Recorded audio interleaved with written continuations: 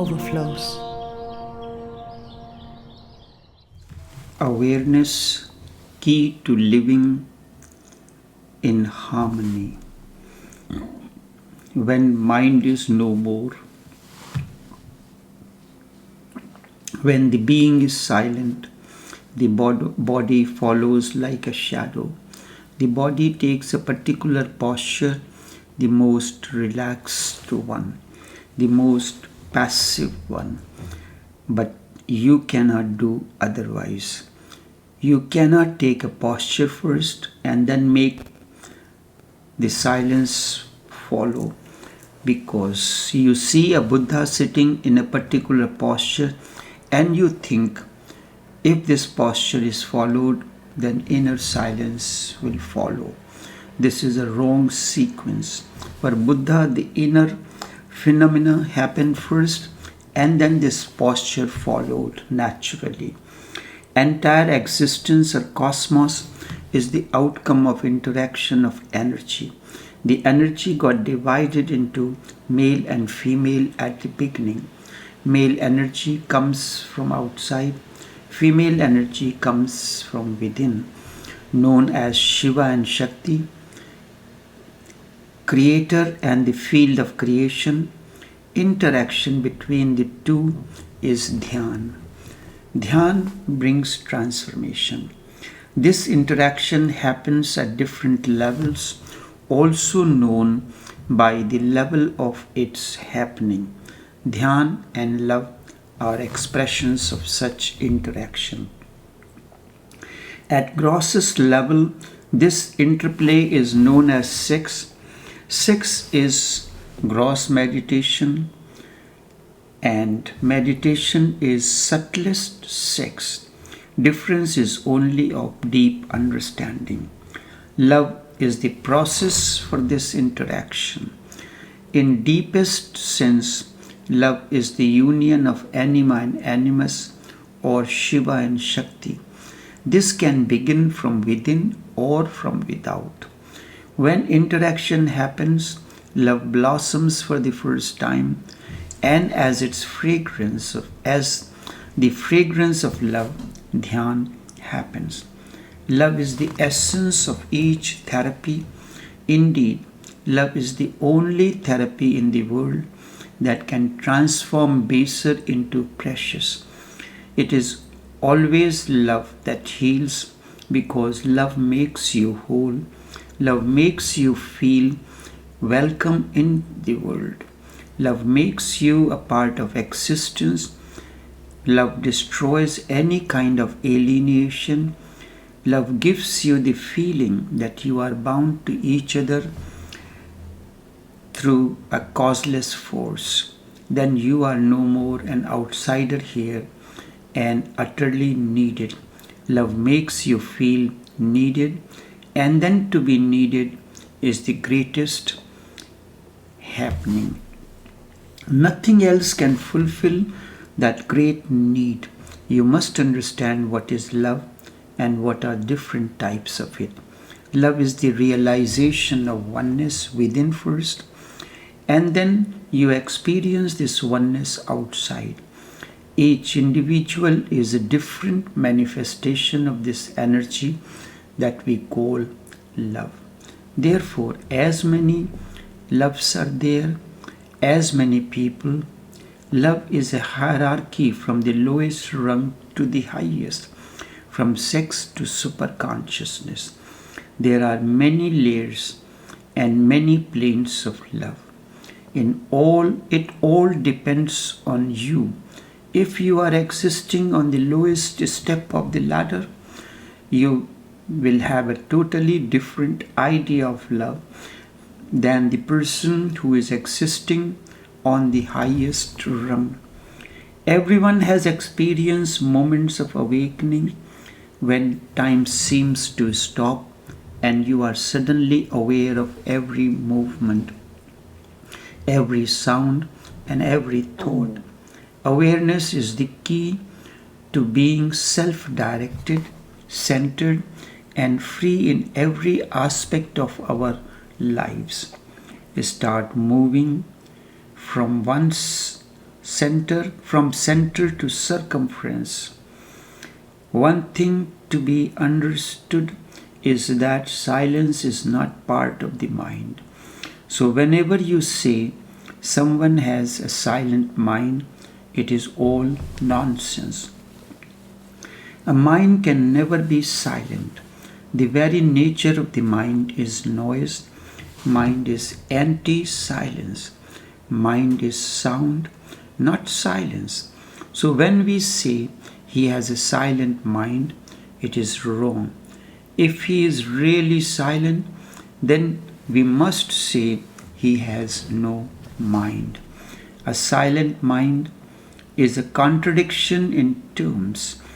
It is like saying there is silent noise. If mind is there, it can never be silent. And if it is silent, then it is no more.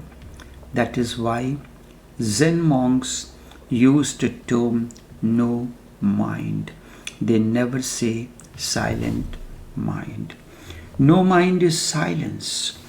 And the moment there is no mind, you can feel your body, because mind is the passage through which body is felt. If there is no mind, you can feel that you are a body. The body disappears from consciousness. So in prayer, there is neither mind nor body. There is only pure existence. That pure existence is indicated by silence. The Hindi word for silence is maun. To attain to this silence or serenity is prayer. How to attain to this prayer, to this silence, how to be in this prayer, in this silence? Whoever you would like, whatsoever you do will be useful. Whatsoever you do will be useless.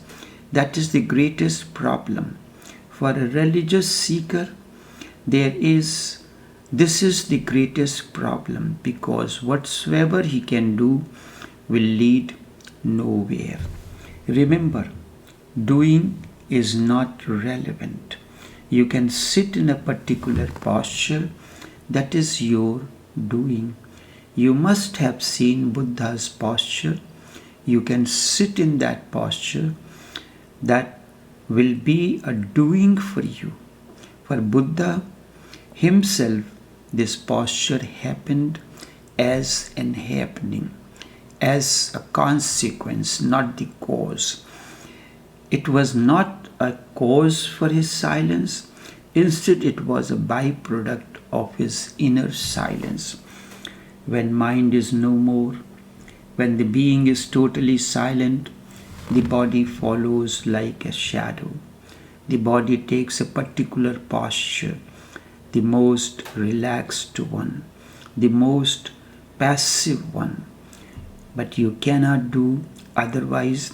You can take a posture first and then make silence follow. Because we see Buddha sitting in a particular posture, and we think this posture is, if this posture is followed, then inner silence will happen. This is a wrong sequence. For Buddha, the inner phenomena happened first, and then as a consequence, the posture followed. Look at it through your own experience. When you get angry, the body takes a particular posture. Your eyes become blood red, and your facial expression changes. Anger is inside, and then the body follows. Not only outwardly, inwardly too, change takes place. When anger grips you, then your whole chemistry of the body changes. Your blood runs fast, you breathe in a different way you are ready to fight or take a fight, but anger happens first and then body follows as a consequence.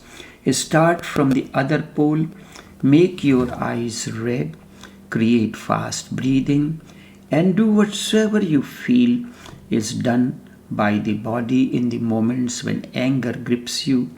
You can act, but you cannot create anger within. This is what acting is. An actor is doing the same every moment when he is acting a role of love. He is doing whatsoever is done by the body when love happens inside, but there is no love. The actor may be doing better than you, but love will not follow. He will be more apparently angry than you in the real anger, but it is just a false and acting. Nothing is happening inside. Whenever you start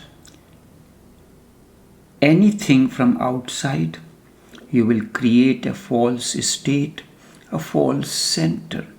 The real always happens first at the center and then waves reach to the shore. The periphery. That is why the sutra says that prayer is silence. The innermost center is in prayer. Start from there. Start moving from center to the circumference. Love is the lamp of your innerness, the light of the within. A life becomes really alive only when love blossoms. Otherwise, it is a tree with no flowers or fruits. In the absence of in the absence of love, life is a dumb bird that cannot sing, or a bird without wings that cannot soar high in the sky. A life without love is crippled inwardly, paralyzed from outside. Everything will be as it should be, but from inside, something is missing. Something which makes everything valuable. Something without which it is all dark. Love is awareness. Love is light.